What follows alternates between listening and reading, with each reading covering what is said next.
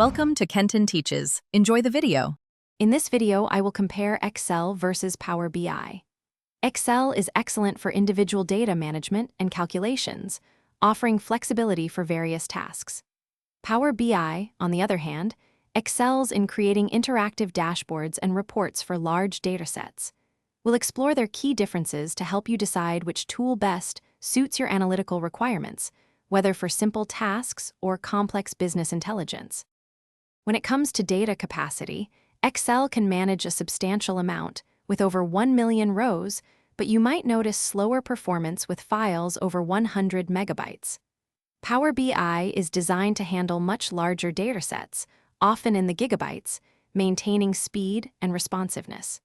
Excel provides powerful cell-based formulas, while Power BI leverages its robust data model and DAX language for more sophisticated analysis and relationships across multiple tables.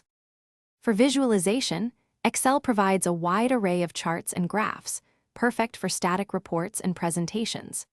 Power BI truly shines with its interactive dashboards, allowing users to explore data dynamically and drill down into details.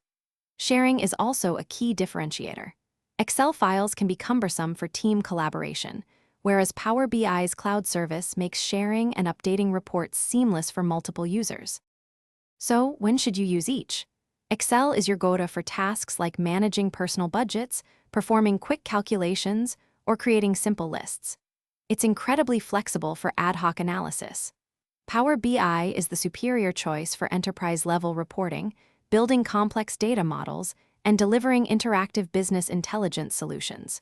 If you need to share dynamic insights across an organization, Power BI is the clear winner. Thanks for watching. Please subscribe if this video was helpful.